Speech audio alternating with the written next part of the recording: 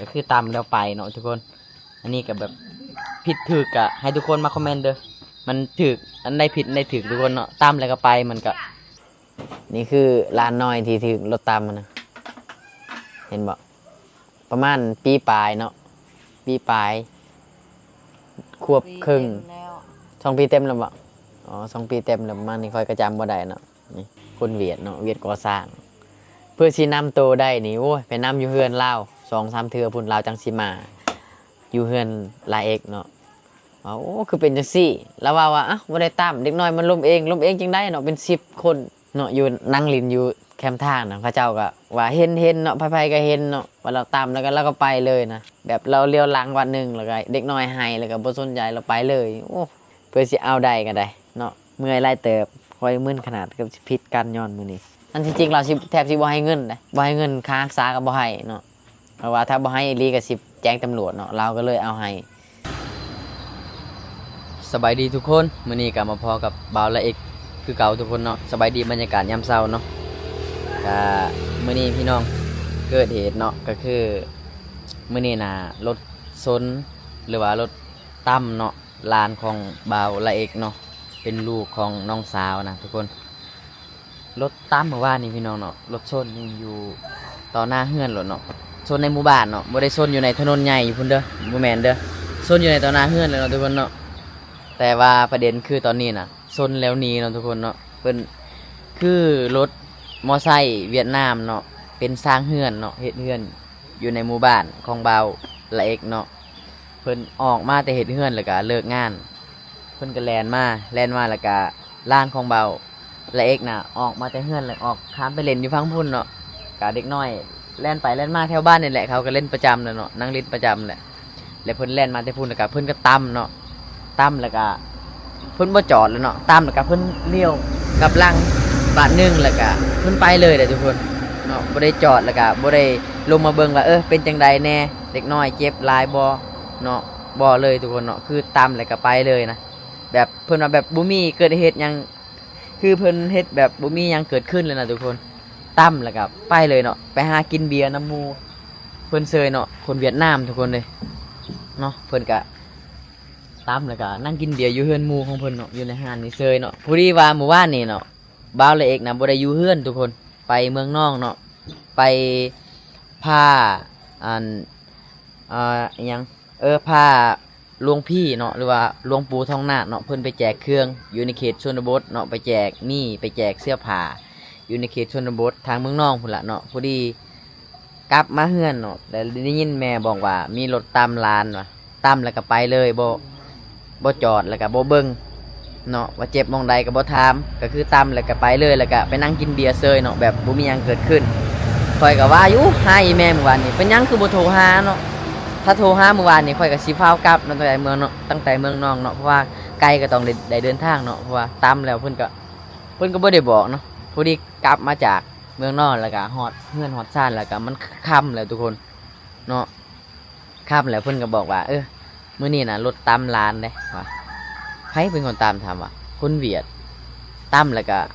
บ่เบิ่งเลยแล้วก็ไปเลยเนาะข่อยก็เอ้าคือบ่จับไว้เวียดก็คือบ่บอกไว้ให้ชาวบ้านมากักไว้ก็ได้แล้วมาล้มกันนะเพราะว่าคันตามอยู่ถนนใหญ่ก็คล้ายแน่เนาะเพราะว่าก็บ่คล้ายแล้วถ้าเว้ตามก็ได้เนาะเด็กน้อยออกไปก็ความผิดมันอาจสิบ่สูงหรือว่าบ่ผิดหลายก็เนาะเพราะว่าถ้าเด็กน้อยออกไปเส้นทางใหญ่อยู่นี่เนาะอันนี้เราตามอยู่ตอนหน้าเฮือนเนาะทุกคนเนาะเดี๋ยวสิพาทุกคนมาเบิ่งเนาะ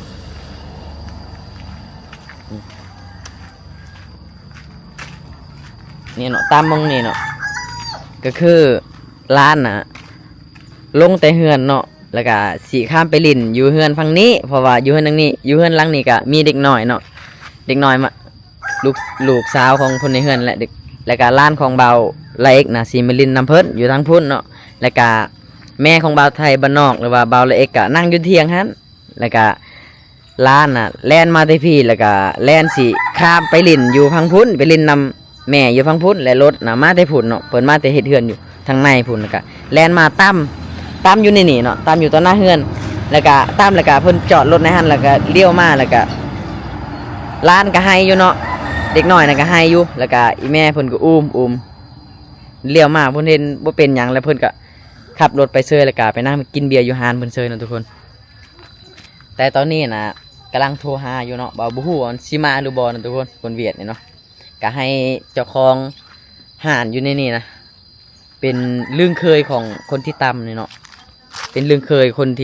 เวียดนามนะอันนี้เป็นน่านเวียดนามเนาะเลยสิให้เพิ่นติดต่อเนาะเพื่อนหรือว่าหมู่เซียวของเพิ่นเนาะที่ตำนะเมื่อวานนี้ให้เพิ่นมาผีเนาะให้มาบ้านของเราให้มาบ้านของเราละเอกแล้วก็มาร่วมกันเนาะก็คือตำแล้วไปเนาะทุกคนอันนี้ก็แบบผิดถูกอะให้ทุกคนมาคอมเมนต์เด้อมันถูกอันใดผิดอันใดถูกทุกคนเนาะตำแล้วก็ไปมันก็บ่ปานใดแล้วทุกคนกับเด็กน้อยเนี่ยเนาะเอาจังน้อยเดี๋ยวเฮาก็รอทานำกันทุกคนเพราะว่าให้เขาเจ้าติดต่อมาแล้วเนาะให้เพิ่นมาพี่เนาะให้คนเวียดนามมาพี่เนาะเดี๋ยวสิมาเว้าความนํเพิ่นมื้อนี้สบายดีค่ะสบายดีค่ะนี่เนาะทุกคนล้านน้อยคนนี้เนาะที่รถตั้มเมื่อวานนี่เนาะกระโตน้องแม่นกระเด็นออกไปเลยทุกคนจากรถมอไซค์น่ะเนาะแต่ว่ากะบ่เป็นหยังหลายเนาะทุกคนบ่ได้เจ็บบ่แม่นบ่ได้บาดมองใดเนาะมีแต่ว่าวินหัวเล็กน้อยนะเมื่อวานนี้เนาะแล้วก็ดีขึ้นแล้วตอนนี้เนาะเมื่อวานนี้น้องเพิ่น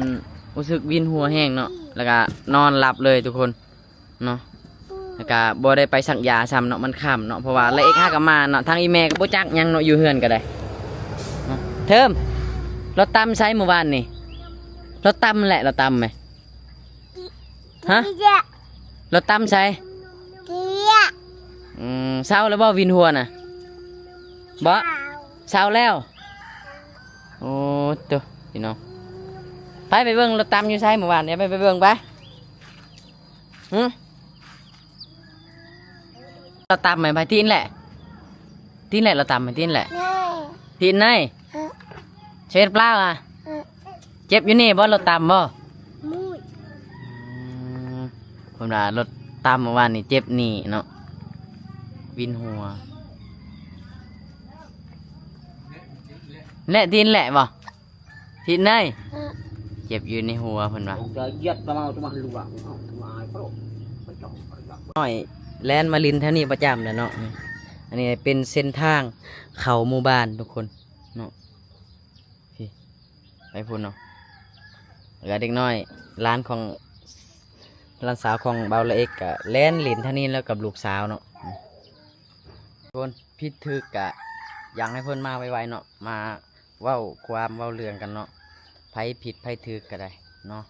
เพิ่นตำแล้วนี้จังซี่มันก็รู้สึกบ่โอเคเนาะจักลานของเบาเอกผิดหรือว่าเพิ่นผิดกะเดี๋ยวค่อยมาว่ากันเนาะทุกคนแต่ว่าเพิ่นตำแล้วเพิ่นนี้จังซี่เพราะว่าตำกับบ่แม่นตำอยู่ถนนใหญ่เนาะตำอยู่ในตอนหน้าเฮือนเนาะเป็นเส้นทางเข้าหมู่บ้านเนาะแต่ว่าตอนหน้าเฮือนของเบาละเอกก็ว่าได้เนาะทุกคนเนาะตอนนี้ยังรอท่าเพิ่นมาอยู่นั่นแหละเนาะเด็กน้อยประมาณควบปลายเนาะปีปลายประมาณนี้แหละเนาะซื้อเทอมเนาะมาทุกคนสตีกำลังแต่งผ้าขาวเนาะตอนนี้เนาะยังไม่ทันได้กินข้าวเช้าทุกคนเลย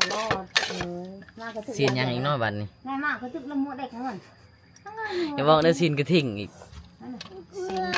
ชินสางกูอยู่ไหนนี่ซีนงัวเนาะมาทุกคนกินข้าวนำกันเนาะตอนนี้กับบรรยากาศสวยเลยเนาะรอถ่ายยังไม่ทันมาจากเถื่อทุกคนเดี๋ยวจะมาฉีนำไปโทรหาอีกเถื่อเนาะวันนี้เซาตีสวยมากนะครับทุกคนนะมาได้กินข้าวผมกินมื้อนี้แซ่บคือเก่าทุกคนได้กระทิ่งปลาเนาะ ใส่กับหมักน้ำเนาะ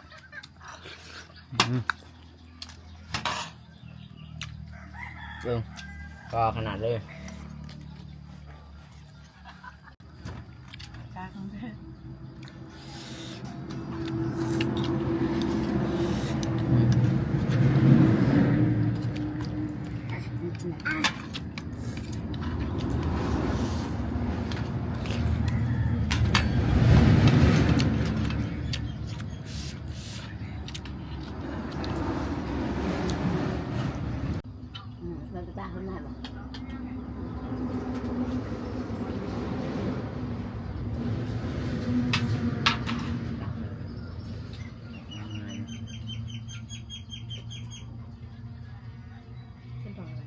ta tá chụp giang rồi tóc cái ông ta ngoài mà cái ông ta ngoài Mà tụi em làm cứ bà thì đã được rồi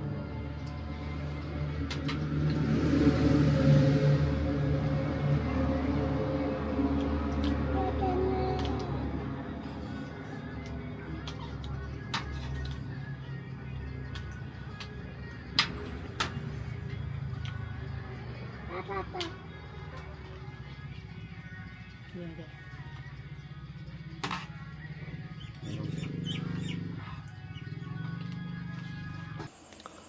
เอาทุกคนสบายดีบรรยากาศยามแรงเนาะตอนนี้บ่าวละเอกกะได้นำคนที่ซนลานสาวเนาะหรือว่าตำลานสาวเนาะในมือบ้านนี่เนาะทุกคนอยู่ต่อหน้าเฮือนเนาะก็คือคนเวียดนามเลยครับทุกคนเราไปเฮ็ดเวียกก่อสร้างอยู่ในบ้านนี่เนาะก็คือว่าแหละตำแล้วก็ไปเลยนะแล้วก็บ่มาเบิ่งเลยเนาะแล้วก็ในมือนี้เนาะละเอกกะได้ดำเนินการนำเพิ่นไปอยู่เฮือนเนาะนำเวียดนะคนที่ตำนะไปถามแต่ว่าบ่เห็นเราอยู่เฮือนเนาะเห็นแต่เมียเราว่าบ่ได้ตำบ่เป็นหยังบ่เห็นเราว่าก็เลยโทรหาวันนี้เนาะโทรหาแล้วก็นำลาวให้มาพี่เนาะมาเฮือนของบ่าวละเอกเนาะแล้วก็เว้ากันเป็นที่เรียบร้อยมื้อนี้เนาะก็คือนำเพิ่นมาแล้วก็มาเว้าความนั่นแหละเว้าความว่าเป็นหยังตำแล้วก็หนีและเพิ่นบ่ยอมรับในตอนแรกทุกคนบ่ยอมรับเลยเพิ่นว่าบ่ได้ตำเพิ่นว่าเนาะเด็กน้อยน่ะเสียดแล้วก็ล้มซื่อๆเนาะบ่ได้ตำจังได๋เนาะ10กว่าคนเนาะอยู่ในหันน่ะอยู่แคมป์บ้านเขาเจ้านั่งลินอยู่ข้างๆเนาะตำแล้วก็ไปเลยทุกคนเขาคิดว่าลาวน่ะสิกลับมาแต่เราบ่กลับมาเนาะตำแล้วก็เมื่อบ้านโดยกินเบียร์เซยเนาะโอ้โตว่ะคือเป็นจังซี่ว่ะตำแล้วก็ไปเลยทุกคนแล้วก็มื้อนี้แม่นเว้าความแล้วก็เว้าเรื่องเป็นที่เรียบร้อยแล้วเนาะก็พาอันหลานสาวมื้อนี้นะไปกวดอยู่โรงหมอเนาะแล้วก็ทางแพทย์นั่นเพิ่นแนะนำให้ไปโรงหมอใหญ่อีกเนาะเพราะว่าไปกวดเอ็กซเรย์เนาะคือเอ็กซเรย์เอ็กโกเนาะมากวดเบิ่งแถวหัวเนาะที่ตอนแรกที่เราล้มนะตอนเวียดตำนะหรือว่ารถตำนะมันเจ็บที่หัวเนาะแล้วว่าวินหัวเนาะเมื่อวานนี้แต่ว่าละเอกนะไปเมืองนองยังบ่ทันมาเนาะก็เลยไปมื้อเช้านี่อีกไปกวดแล้วก็เพิ่นก็บอกให้แนะนำให้ไปโรงหมอใหญ่อีกเนาะเพิ่นว่ามีเลือดเส้นเลือดแบบมันกระแจกกระจายอหยังประมาณนี้มันแตกนะมันเป็นดำๆนะทุกคนน่าสิแม่นเลือดแปลงอหยังประมาณนี้แหละเลือดมันกามอหยังประมาณนี้แหละแล้วก็เพิ่นเฮ็ดใบเฮ็ดบินยังให้ไปโรงหมอใหญ่เนาะไปโรงหมอสวรรค์บ่หรือว่าเป็นโรงหมอใหญ่เนาะที่เพิ่นมากวดนะทุกคนเนาะเสียค่ากวดก็ประมาณ100,000 200,000นี่แหละเนาะแล้วก็เอาบินตัวนั้นมาแล้วก็เอามาให้เวียดเบิ่งเนาะเวียดเบิ่งแล้วก็ตอนนี้นะเว้าเป็นที่เรียบร้อยแล้วยอมรับว่าเวียดมันสู้ซีขนาดไอ้ทุกคนเนาะมันต่ำแหละมันบ่ยอมรับอีหลีนะถ้าเกิดว่าเฮานะบ่ได้ดำเนินการคดีแล้วก็สอบถามเพิ่นคักๆเนาะและละเอกก็เว้ามื้อนี้ว่าถ้าเกิดว่าบ่ยอมรับอีหลีก็สิพาไปตำรวจเนาะสิพาไปห้องการตำรวจเนาะให้มาเว้าเนาะและสุดท้ายแม่นบ่ได้ไปทุกคนเราก็ยอมเนาะเพื่อสิเรายอมได้ก็ต้องนำเรา 2-3 เทื่อเนาะอยู่ในเรือนซ่านของเรานะพอดีว่าเรานะเป็นคนเวียดแล้วก็มาขายเครื่องนะตั้งตลาดอยู่ในเขตชนบทลาวนี่แหละเนาะมาขายเครื่องนะเป็นร้านเวียดประมาณนี้เราก็ยอมแล้วเนาะเรายอมแล้วก็เราเสียเงินให้2 ล้านกีบทุกคนเนาะมันสิพอบ่ทุกคนคนเจ็บหนักปวดหัวเนาะแล้วก็ให้แต่เงิน2 ล้านกีบให้ไปปิ่นปัวมันสิพอบ่เนาะแบบนี้นะแล้วก็เลขก็ต้องได้ขอเพิ่มอีกเนาะขอเพิ่ม5 ล้านแล้วเพิ่นก็บ่ให้เนาะขอ5 ล้านกีบเพิ่นบ่ให้ยากเนาะก็คือทุกคนเนาะเฮาเที่ยวไปเที่ยวมานี่ไปห้องหมอนี่ซื้อนั่นซื้อนี่เนาะเงิน2 ล้านมันสิพอบ่เนาะทุกคนสำหรับบ่าวละเอกแม่นบ่พอเลยเนาะโอ้คนเวียดนี่ยากขนาดเลยแต่มื้อนี้แม่นได้เงินจากลาวแล้วเนาะเราก็ยอมจ่ายรถบัดนี้ ลดไป4 ล้านเนาะจาก5 ล้านก็4 ล้านเนาะเราเอาให้4 ล้านค่อยกะเอาซะจังใดก็ให้มันจบมันไวๆซะเนาะค่อยก็บ่อยากอันยังมากมายกับเรื่องตัวนี้เนาะเมื่อยดีเวียนนี่โคตรมึนเลยมื้อนี้เนาะโอ้เบื่อขนาดเลยตำเลยก็ไปเลยโอ้ยอมเลยคนจังซี่นี่ก็มีทุกคนเนาะ เดี๋ยวที่หายบางเสร็จ เดี๋ยวมาเบิ่งหูบเนาะนี่เดี๋ยวมาเบิ่งหน้าคนที่ตำแล้วก็ไปนะทุกคนนี่เนาะเดี๋ยวใส่เลย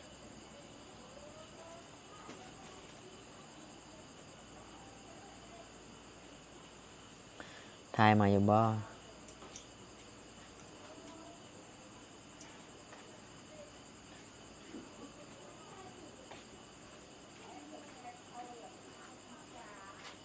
นี่นะทุกคนนี่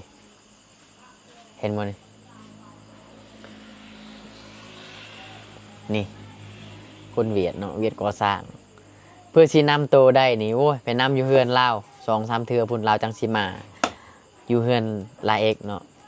ว่าโอ้คือเป็นจังซี่แล้วว่าอ่ะบ่ได้ตามเด็กน้อยมันล้มเองจังได้เนาะเป็น10 คนเนาะอยู่นั่งลินอยู่แคมป์ทางนะพระเจ้าก็ว่าเห็นเนาะไผๆก็เห็นเนาะว่าเราตามแล้วก็เราก็ไปเลยนะแบบเราเลี้ยวหลังวันหนึ่งแล้วก็เด็กน้อยให้แล้วก็บ่สนใจเราไปเลยโอ้นี่โสมหน้าเพื่อสิเอาได้ก็ได้เนาะเมื่อยไล่เติบคอยมึนขนาดกับสิผิดกันย้อนมื้อนี้เนาะก็ได้ปรับไม้เราก็บ่ได้ปรับไม้แหละเนาะว่าง่ายๆก็คือคอนำเราอันที่จริงเราสิแทบสิบ่ให้เงินเด้บ่ให้เงินค่ารักษาก็บ่ให้เนาะเพราะว่าถ้าบ่ให้อีหลีก็สิแจ้งตำรวจเนาะเราก็เลยเอาให้2 ล้านแล้วก็ขอเพิ่มอีกเขาอยากได้5 ล้านเราให้2 ล้านเนาะสุดท้ายก็ได้4 ล้านเนาะลดให้เรา1 ล้านจาก5 ล้านก็เหลือ4 ล้านตอนนี้แล้วก็มีแต่ว่าตอนนี้นะเบาละเอกก็สิเอาหลานสาวไปปีนปัวแบบพื้นบ้านเนาะแบบเอามอมาเป่าเนาะมาเป่าก่อนมาเป่าแล้วก็ไปของมอน้ำเนาะเพื่ออยากให้ดีไวๆนั่นแหละทุกคนเลยเนาะเฮาก็บ่อยากเกิดดอกเรื่องแบบนี้นะเฮ็ดจังไดเนาะความซวยมันมาโอ้ยดีแต่ว่าเด็กน้อยบ่ได้แขนขาหักเนาะถ้าเกิดว่าแขนขาหักนี่โอ้แฮงยากลำบากเลยทุกคนเนาะเรื่องอะไรนี่สภาพของลานนี่คือเห็นบ่ ต้องเทไปอย่างต่อไป นี่เห็นบ่นี่คือลานน้อยที่ถึงรถตามมันนะเห็นบ่ประมาณปีปลายเนาะปีปลายควบครึ่ง แล้ว 2 ปีเต็มแล้วบ่อ๋อ2 ปีเต็มแล้วประมาณนี้ค่อยกระจำบ่ได้เนาะนี่ ก็เดือน4อันนี้ก็เดือน6กันเลย ตามกับตามอยู่ถนนใหญ่ก็ว่านั่นเนาะว่าเฮาน่ะบ่เบิ่งเด็กน้อยอันนี้แต่ว่าตามอยู่ต่อหน้าเฮือนเลยทุกคนยังปบเสยได้จังใดวะโอ้ยอมเลยทุกคน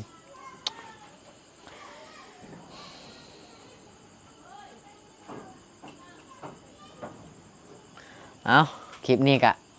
บ่มีหยังหลายเนาะแล้วก็มีแต่ต่อไปนะไปหาเปาในแบบ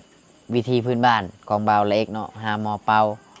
แล้วก็ถ้าเกิดร้านสาวดีขึ้นก็สิหาตัวหมูตัวไก่แล้วก็ตัวแบ่เนาะสิมาเฮ็ดวิธีผูกแขนเนาะหรือว่ามัดคอต่อแขนเนาะแบบบ้านเฮาแหละทุกคนเนาะตามวิธีบ้านเฮาแหละเนาะแต่ว่าเงินน่ะยังเหลืออยู่4 ล้านเนาะตอนนี้เนาะแล้วก็สิไปหาซื้อแบ่ซื้อไก่ซื้อหมูแล้วก็มาผูกแขนเนาะแล้วก็มาแก้เคราะห์แก้ให้มันวิตไปทุกคนก็อยากให้สิ่งดีๆเข้ามาเนาะในชีวิตเอาทุกคนสำหรับคลิปนี้บ่าวละเอกกะขอบคุณพ่อแม่พี่น้องทุกคนที่มารับชมเด้อสำหรับคลิปนี้นะอยากให้ทุกคนโชคดีไปไสมาไสก็อยากให้เดินทางปลอดภัยหมดทุกคนเนาะร่ำรวยเอาเดี๋ยวเจอกันใหม่คลิปหน้าคลิปต่อไปเด้อทุกคนขอบใจเด้อสบายดีครับ